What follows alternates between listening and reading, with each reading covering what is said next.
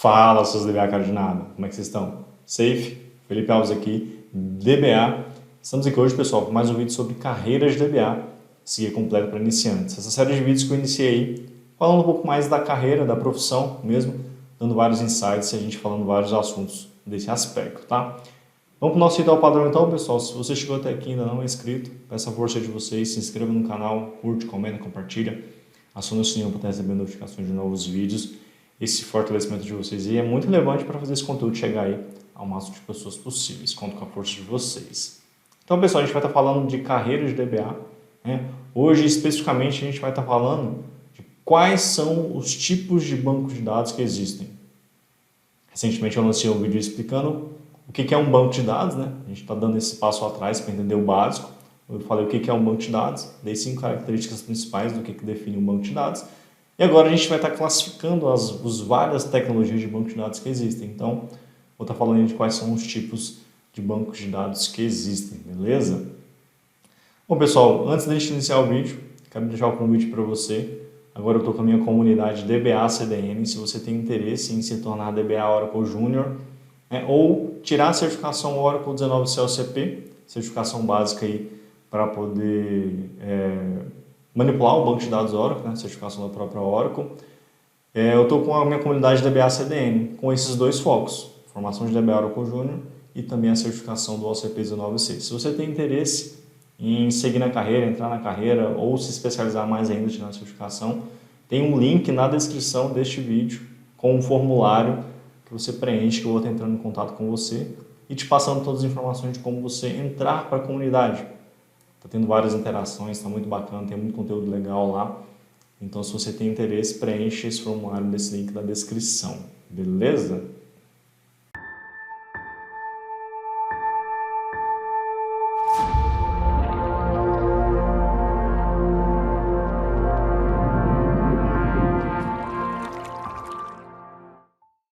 Bom, pessoal, vamos dar isso aqui então ao nosso vídeo. A gente vai estar falando de quais são os tipos de banco de dados que existem, tá bom? Eu vou estar trazendo aqui para vocês, pessoal, 7 desses tipos, tá? 7 tipos aqui para vocês, que a gente consegue classificar as várias tecnologias de banco de dados que existem, tá? Então a gente vai estar falando de 7 tipos, isso não significa que são as únicas, tá? São as 7 que eu considerei as mais relevantes, aí, as principais que aparecem no mercado, tá? Então a gente vai estar pontuando essas 7. Como eu falei, tem mais, mas a gente vai estar listando essas 7 aqui. Então vamos lá, vamos começar com o primeiro tipo de banco de dados aqui que eu trouxe, que é o mais simples, o mais comum, quer dizer, banco de dados relacionais. Esse que é o mais comum que você vai ver no mercado, é o produto que mais, né, o tipo que tem mais produtos de banco de dados, mais tecnologias de banco de dados.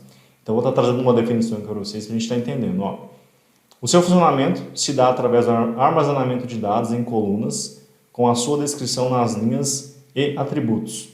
Além disso, atomicidade, consistência, isolamento e durabilidade, o famoso ACID, tá?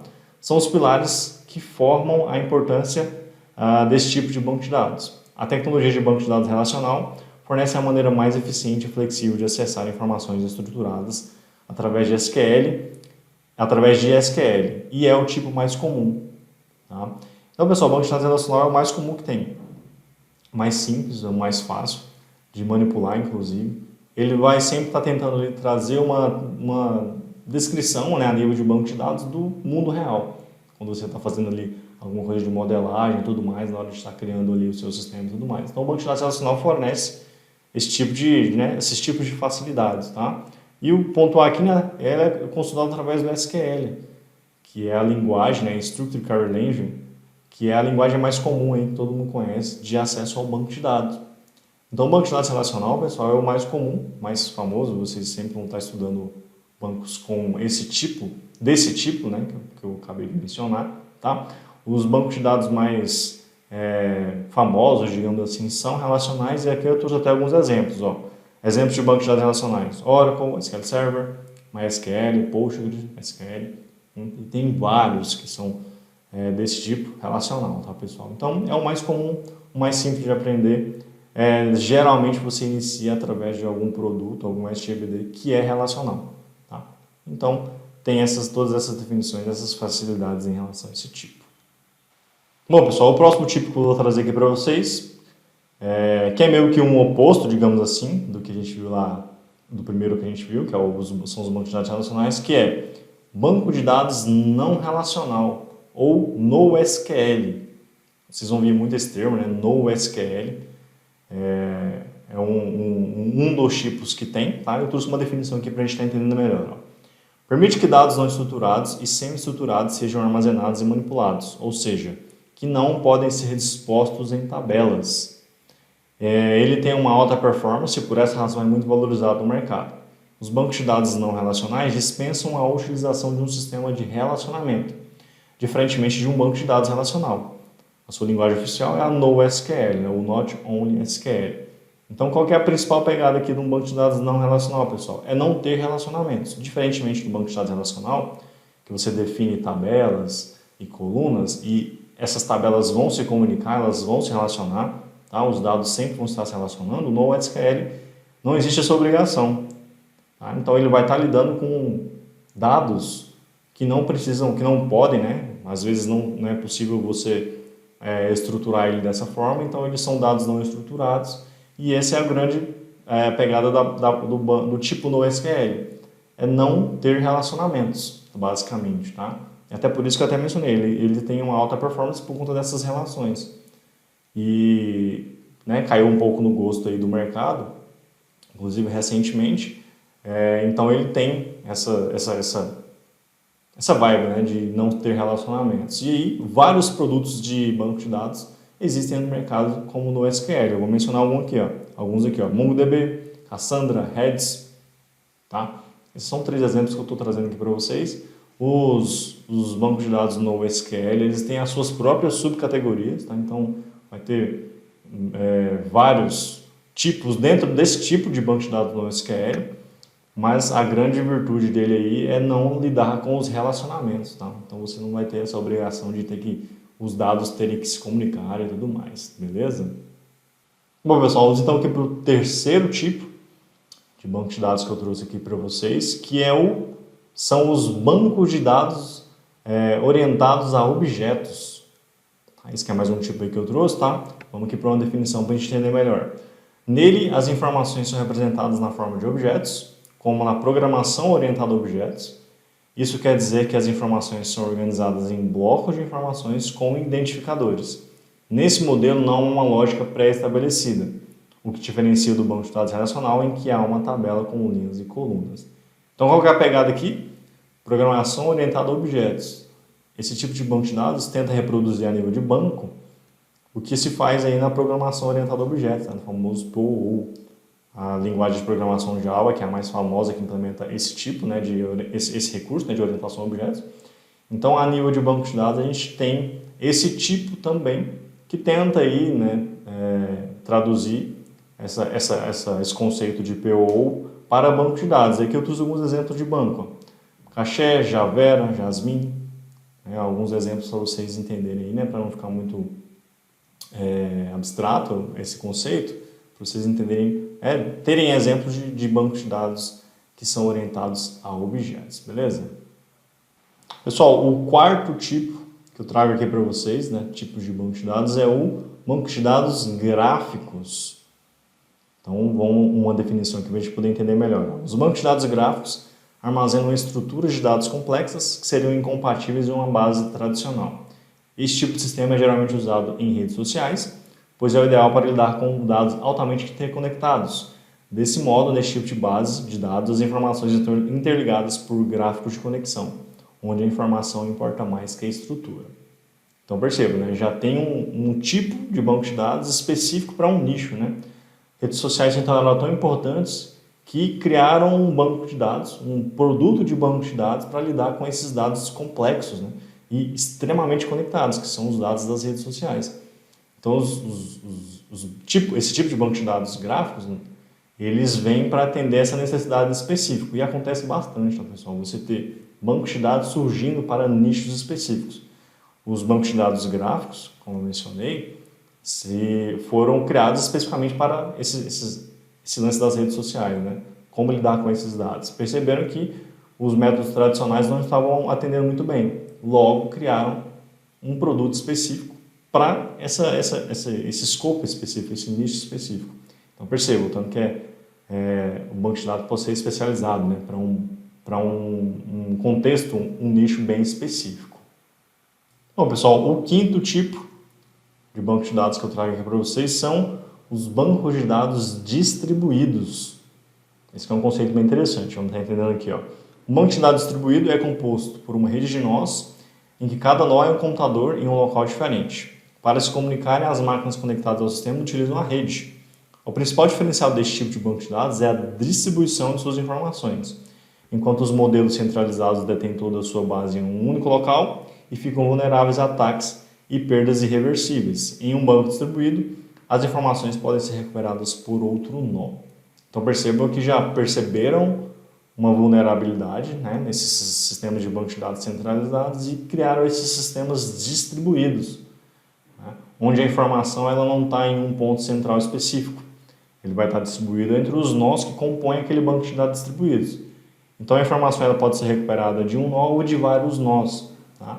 Isso, de certa forma, ali, proporciona uma maior recuperabilidade. Né? Porque se for você perder um banco de dados que é centralizado, você vai ter que aplicar algumas técnicas para recuperar aquele banco como um todo, até mesmo se for o caso de ser irreversível, né? Como eu mencionei aqui.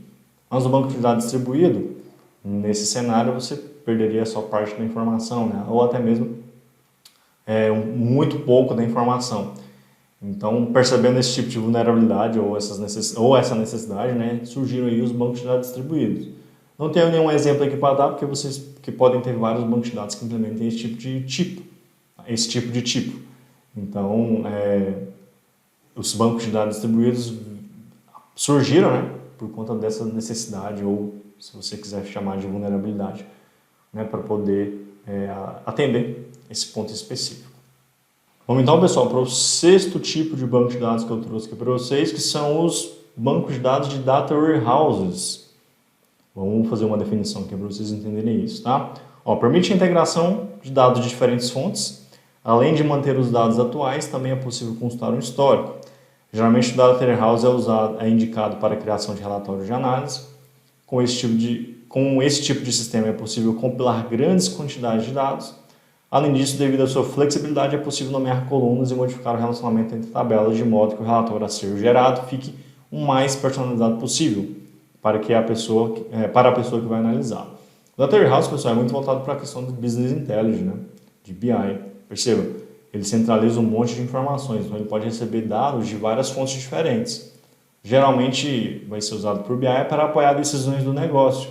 Você vai estar extraindo uma série de informações relevantes daquela massa de dados que existe. Então, as empresas geralmente têm vários bancos de dados, vários produtos, e o Business Intelligence integra todos esses dados. E esse local que integra esses dados é chamado de Data Warehouse. O BI vai consultar essas informações lá e extrair dados relevantes, né, informações relevantes para apoiar o negócio em tomada de decisões. Então, é um tipo muito relevante aí para negócio, tá?